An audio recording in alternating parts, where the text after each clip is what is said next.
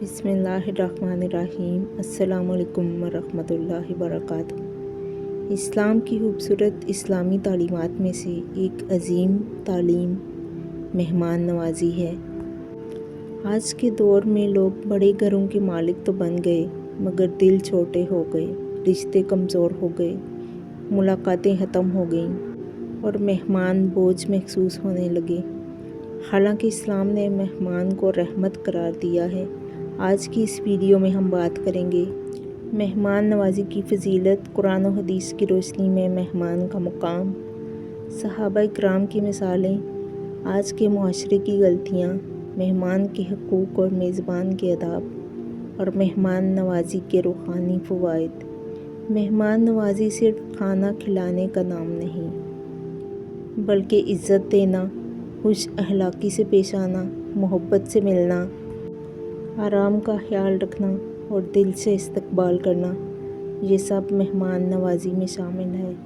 اسلام نے اس عمل کو ایمان کی نشانی قرار دیا ہے۔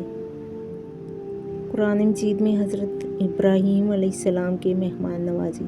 اللہ تعالیٰ فرماتے ہیں، کیا آپ کے پاس ابراہیم علیہ السلام کے معزز مہمانوں کی خبر پہنچی جب وہ ان کے پاس آئے اور سلام کیا تو ابراہیم علیہ السلام نے بھی سلام کہا۔ حضرت ابراہیم علیہ السلام نے فوراً مہمانوں کے لیے بہترین کھانے کا انتظام کیا۔ یہی انبیاء کی سنت ہے کہ مہمان کی عزت کی جائے۔ ایک اور مقام پر اللہ تعالیٰ فرماتے ہیں، پھر چپکے سے اپنے گھر والوں کے پاس گئے اور ایک موٹا تازہ بچڑا لے آئے۔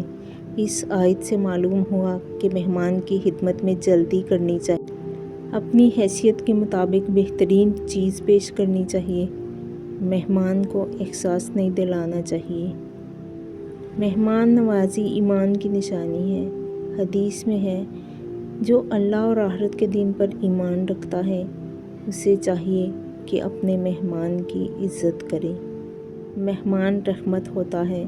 بزرگان دین فرماتے تھے، مہمان اپنے ساتھ رزق لے کر آتا ہے اور جاتے وقت گھر والوں کے گناہوں کی بخشش کا سبب بنتا ہے۔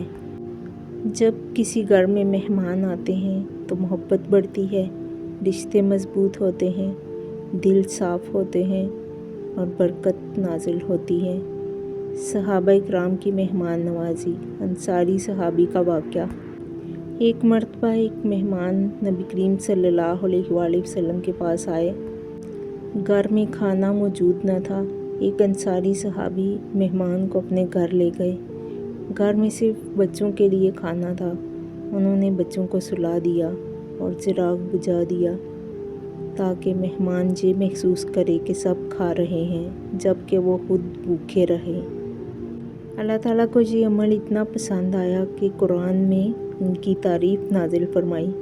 قرآن مجید میں اللہ تعالیٰ فرماتے ہیں، وہ اپنے اوپر دوسروں کو ترجیح دیتے ہیں اگرچہ خود محتاج ہوں۔ نبی کریم صلی اللہ علیہ وآلہ وسلم کی مہمان نوازی۔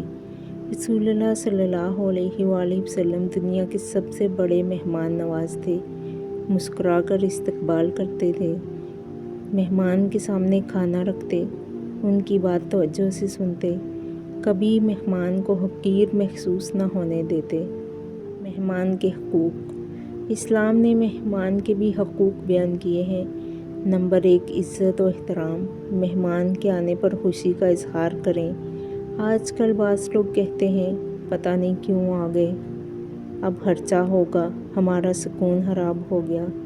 یہ اسلامی اخلاق نہیں ہے۔ اچھے انداز میں گفتگو کرنا۔ مہمان سے نرم لہجے میں بات کریں، طنز، بے رحمی اور غصے سے بچیں۔ نمبر 3، بہترین استطاعت کے مطابق کھانا۔ اسلام اسراف نہیں سکھاتا مگر بخل بھی پسند نہیں کرتا۔ نمبر 4، آرام کا خیال۔ بیٹھنے کی مناسب جگہ، پانی، صفائی، آرام، یہ سب مہمان نوازی میں شامل ہے۔ مہمان کے آداب۔ صرف میزبان کے حقوق نہیں بلکہ مہمان کے بھی آداب ہیں۔ نمبر 1، تکلیف نہ دینا۔ بلا ضرورت کئی دن نہ ٹھہریں۔ حدیث نبوی میں ہے، مہمانداری 3 دن ہے۔ نمبر 2، وقت کا خیال رکھنا۔ بہت دیر رات یا نامناسب وقت پر پہنچنا مناسب نہیں۔ نمبر 3، فضول مطالبات نہ کرنا، مہمان کو سادگی اختیار کرنی چاہیے۔ آج کے دور میں مہمان نوازی کیوں کم ہو گئی ہے؟ نمبر 1، مادہ پرستی، لوگ رشتوں سے زیادہ پیسوں کو اہمیت دینے لگے ہیں۔ نمبر 2، مصروف زندگی، ہر شخص اپنی دنیا میں مگن ہے۔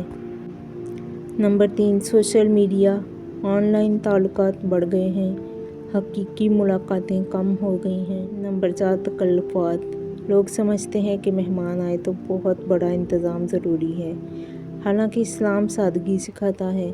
مہمان نوازی کے فوائد۔ نمبر 1، اللہ کی رضا، جو شخص مہمان کی عزت کرتا ہے اللہ اس سے راضی ہوتا ہے۔ نمبر 2، رزق میں برکت، مہمان کی وجہ سے گھروں میں برکت آتی ہے۔ نمبر 3، محبت بڑھتی ہے، رشتے مضبوط ہوتے ہیں۔ نمبر 4، جنت کا راستہ، نیکیوں میں اضافہ ہوتا ہے۔ مہمان نوازی اور ہمارے گھروں کا ماحول۔ آج بچوں کو بھی مہمان نوازی سکھانے کی ضرورت ہے۔ اگر بچے دیکھیں گے کہ والدین مہمان کی عزت کرتے ہیں، حسن اخلاقی سے پیش آتے ہیں، خدمت کرتے ہیں، تو وہ بھی یہی سیکھیں گے۔ مہمان نوازی میں اعتدال، اسلام نہ فضول خرچی پسند کرتا ہے اور نہ بخل۔ قرآن میں اللہ فرماتے ہیں، فضول خرچی نہ کرو، بے شک اللہ فضول خرچی کرنے والوں کو پسند نہیں کرتا۔ خوبصورت اسلامی معاشرہ۔ سوچیں، اگر لوگ ایک دوسرے کے گھر جائیں، سلام کریں، محبت بانٹیں، مہمان کی عزت کریں تو معاشرہ کتنا خوبصورت بن جائے۔ مہمان نوازی کے بارے میں ایک اور حدیث ہے کہ آپس میں تحفے دیا کرو، محبت بڑھے گی۔ مہمان نوازی سے متعلق چند نصیحتیں۔ مہمان کو بوجھ نہ سمجھیں، خلوص کے ساتھ استقبال کریں، بچوں کو آداب سکھائیں، سادگی اپنائیں، دکھاوے سے بچیں، رشتوں کو وقت دیں۔ مہمان نوازی صرف ایک رسم نہیں بلکہ عبادت ہے۔ یہ انبیاء کی سنت، صحابہ کا طریقہ اور رسول اللہ صلی اللہ علیہ وآلہ وسلم کی مبارک تعلیم ہے۔ آج ہمیں دوبارہ اپنے گھروں کو محبت، اخلاص اور مہمان نوازی سے بھرنے کی ضرورت ہے۔ یاد رکھیں، مہمان رحمت ہوتا ہے اور جو لوگوں کے ساتھ اچھا سلوک کرتا ہے اللہ اس کے ساتھ اچھا معاملہ فرماتا ہے۔ اللہ تعالیٰ سے دعا ہے، اے اللہ ہمیں اچھے اخلاق والا بنا، مہمانوں کی عزت کرنے کی توفیق عطا فرما اور ہمارے گھروں میں محبت اور برکت عطا فرما، آمین یا رب العالمین۔ اچھی بات کو پھیلانا صدقہ جاریہ ہے۔ ویڈیو کو زیادہ سے زیادہ لائک کریں، شیئر کریں اور ڈیلی حدیث کے لیے چینل کو فالو کریں۔ کل ملتے ہیں ایک نئی آیت، ایک نئی حدیث کے ساتھ۔ تب تک کے لیے اللہ حافظ۔